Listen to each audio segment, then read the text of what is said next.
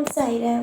என் அன்பு செல்லமே, என்னுடைய அழகான தங்கமே, என்னம்மா வாழ்க்கையில் ஏதேதோ விஷயத்தை நினைத்து கவலைப்பட்டு கொண்டு இருக்கிறாயா? கவலைப்பட வேண்டிய அவசியம் இல்லையே. ஏனென்றால் உன்னுடைய வாழ்க்கையில் நிலையான சந்தோஷத்தையும் அற்புதத்தையும் கொடுக்க போவது இந்த சாய்தானே. இந்த சாயாகி என்னால் உன்னுடைய வாழ்க்கையில் இன்பத்தை தானே கொடுக்கலாம் என்று முடிவெடுத்துள்ளேன். என்னை மீறி உன்னுடைய வாழ்க்கையில் எந்த ஒரு விஷயமும் துன்பமாகவோ இல்லை சந்தோஷமாகவோ எதுவும் என்னை மீறி உன்னுடைய வாழ்க்கைக்குள் வர முடியாது. உன்னுடைய வாழ்க்கையின்படி நீ எல்லாவற்றிலும் பாதுகாப்பாக தான் இருக்கிறாய். சொல்லப்போனால் நாளை அதற்கான ஒரு உதாரணத்தை காமிக்கலாம் என்று தான் இருக்கிறேன். நாளை பௌர்ணமி விடிய மதியம் 12 மணிக்குள் உன்னுடைய வாழ்க்கையில் நான் சொல்லும் இந்த மகிழ்ச்சியான விஷயங்கள் நடக்கப் போகிறது.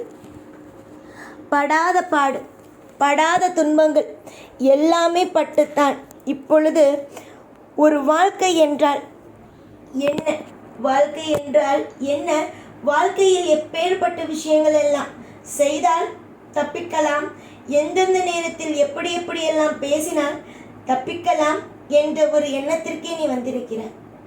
அவ்வளவு பெரிய விஷயங்கள் எல்லாம் உன்னுடைய வாழ்க்கையில் நடந்துவிட்டது. இப்பொழுது நான் உன்னுடைய வாழ்க்கையில் ஏற்கனவே கொடுத்தேன் அல்லவா பாடங்கள்.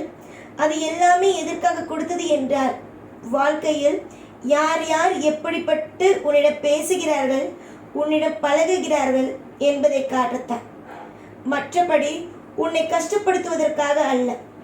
இங்கு நிறைய பேர் என்ன தெரியுமா நினைத்துக் கொள்கிறார்கள், தெய்வங்களானது கஷ்டப்படுத்ததான் இந்த மாதிரியான விஷயத்தை எல்லாம் தருகிறது என்று.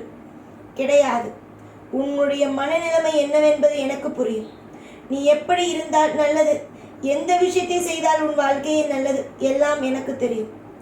நீ பட்ட பாடு அனைத்துமே வீண் போகாது. நீ இப்பொழுது பாடுபட்டு விட்டாய். இந்த மன கஷ்டமானது கூடிய விரைவில் சந்தோஷமான விஷயங்களாக மாறும். காலம் முழுவதும் கண்ணீரோடு வாழ வைத்து விடுவேனோ, எந்த நிலை வந்தாலும் இந்த சாய் காப்பாற்ற மாட்டேனோ என்று நினைத்து விட்டாய். சாயை நீ வெறுத்து விட்டாய். ஆனால் இந்த சாய் உனக்கு ஒரு விஷயத்தை மட்டும் சொல்கிறேன், என்னை வெறுக்காதே. ஏனென்றால் உன்னை காப்பாற்றி கரை சேர்க்கப் போவது நான் இன்று ஒரு விஷயத்தை செய்கிறேன் என்றால் அது இன்னும் கொஞ்ச நாளில் மிகப்பெரிய அற்புதமாகத்தான் மாறும் என்றுதான் அர்த்தம். இன்று ஒரு விஷயம் உன்னை கஷ்டப்படுத்துகிறதா, அந்த கஷ்டப்படுத்தும் விஷயங்கள் கூடிய விரைவில் உனக்கு அற்புதமான ஒரு வாழ்க்கையாக மாறப்போகிறது என்றுதான் அர்த்தம்.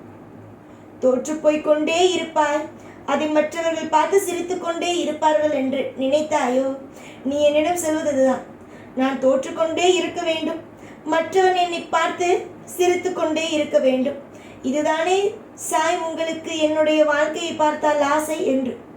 தங்கமே, எனக்கு அப்படியெல்லாம் ஆசையே அல்ல. நீ சீரும் சிறப்புமாக இருக்க வேண்டும், அதுதான் என்னுடைய ஆசை. பல பேருக்கு உன்னுடைய வாழ்க்கையில் எவ்வளவு உதவி செய்தாய்.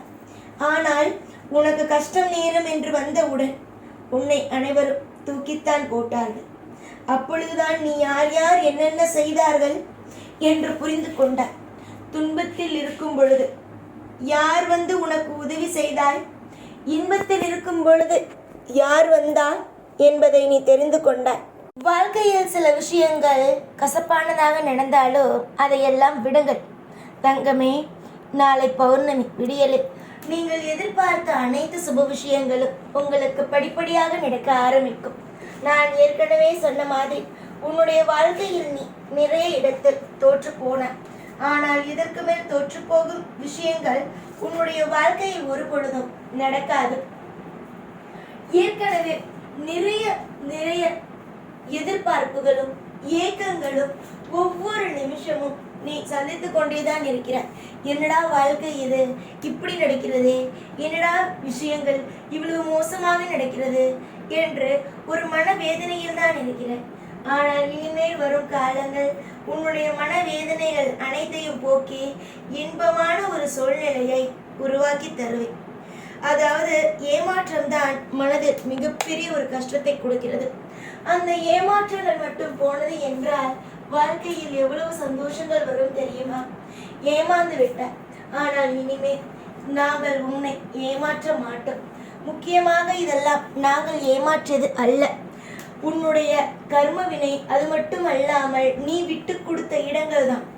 உறவுகள் தானே என்று எப்பொழுதும் ஏதாவது ஒரு விஷயத்தை விட்டு கொடுத்து செய்து கொண்டே இருந்த அந்த விஷயங்கள் தான் உன்னை இந்த நிலைமைக்கு ஆளாக்கி இருக்கிறது.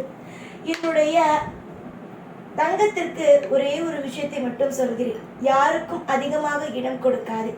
யாராக இருந்தாலும் ஒரு அளவுக்கு பழகு. அதிகமாக இடத்தை கொடுக்கும் பொழுது அவர்கள் எல்லை மீறி போவார்கள். முக்கியமாக சொல்ல போனால் நீ ஒரு விஷயத்தை செய் என்றால் அதிகமாகவே இடம் கொடுப்பதினால் என்ன தெரியுமா செய்வார்கள்? நீ ஒன்று செய் என்றால் அவர்கள் ஒன்று செய்துவிட்டு வந்து நிற்பார்கள். கேட்டால் உனக்கொன்றும் தெரியாது, சும்மா இரு என்பார்கள்.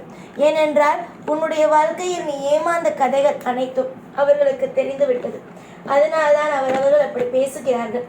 எப்பொழுதும் நீ ஏமாந்தது, அது போலவே எந்த ஒரு விஷயத்திலேயும் சொல்கிறேன், நீ ஏமாந்ததோ, உனக்கு இவர்கள் துரோகம் செய்தார்கள், அவர்கள் துரோகம் செய்தார்கள் என்ற எந்த விஷயத்தையுமே யாரிடமுமே சொல்லாதே. அதுதான் உன்னுடைய பலவீனம். ஓ, இந்த மாதிரி எல்லாம் இவள் ஏமாறுவாளா என்று மற்றவர்களே அதே போல ஏமாற்ற ஆரம்பித்து விடுவார்கள். துரோகிகள் ஒவ்வொருவர்களும் யார் ஏமாறுவா என்று பார்த்து கொண்டு ஏமாற்றிக் கொண்டே இருக்கிறார்கள். நீ ஏமாந்தது போதும். இனிமேலாவது நீ ஆசைப்பட்டதும் நீ நினைத்ததும் உனக்கு கிடைக்கட்டும். இந்த சாய் இன்று மட்டுமல்ல, எல்லா நேரமும் உனக்கு துணையாகவும் மிகப்பெரிய அற்புதத்தை செய்யக்கூடிய ஒரு மிகப்பெரிய தெய்வமாகவும் உனக்கு நான் உன் கூட இருக்கிறேன். துரோகிகளுக்கு இங்கு பஞ்சம் அல்ல, நல்லவர்களுக்குத்தான் இங்கு பஞ்சம். நல்லவர்களோடு ஒருவன் உனக்கு உதவினால் மட்டும் போதும். ஒரு நபர், ஒரே ஒரு நபர் உனக்கு நல்ல நண்பனாக இருந்தால் போதும். உன்னுடைய வாழ்க்கையில் எல்லாமே அற்புதமாகவே நடக்கும். அது போல ஒரு ஆளை, நல்ல ஒரு நண்பனை, நல்லதொரு உறவை உனக்கு நான் நிச்சயமாக கொண்டு வந்து சேர்க்கிறேன். கஷ்ட காலங்கள் விலகி இஷ்டமான நாட்களானது துவங்கிவிட்டது. இனிமேல் படிப்படியாக ஒவ்வொன்றாக முன்னேற்றங்கள் மட்டுமே தான். தோற்று போய் நிற்பாய் என்று நினைத்தவர்களுக்கு மத்தியில் இந்த சாய் உன்னை ஜெயிக்க வைத்து காட்டுவேன். எந்த விஷயத்திற்கெல்லாம் பயப்படுகிறாயோ அந்த விஷயம் எல்லாம் பயமே இல்லாமல் அற்புதமாக உன் வாழ்வில் நடக்கப் போகிறது. தோற்று போய் நின்றாய், ஆனால் இதற்குமே தோல்விகளுக்கும் உனக்கு இடமில்லை. அதுபோல மற்றவர்கள் நினைக்கிறார்கள் அல்லவா, அந்த கெட்ட விஷயத்திற்கும் இடமே அல்ல. துரோகிகளும் இனி கிடையாது. ஏமாந்தும் போக மாட்டாய். அற்புதமான வாழ்க்கையை வாழவும் போகிறாய். இதற்கு மேல் உன்னுடைய வாழ்க்கையில் என்ன வேண்டும் சொல். சந்தோஷமான காலம் வந்த பிறகு எதையும் நீ நினைத்து கவலைப்படக்கூடாது.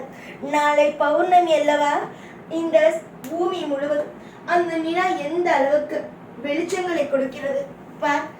அந்த நாள் எவ்வளவு வெளிச்சமாக இருக்கும்.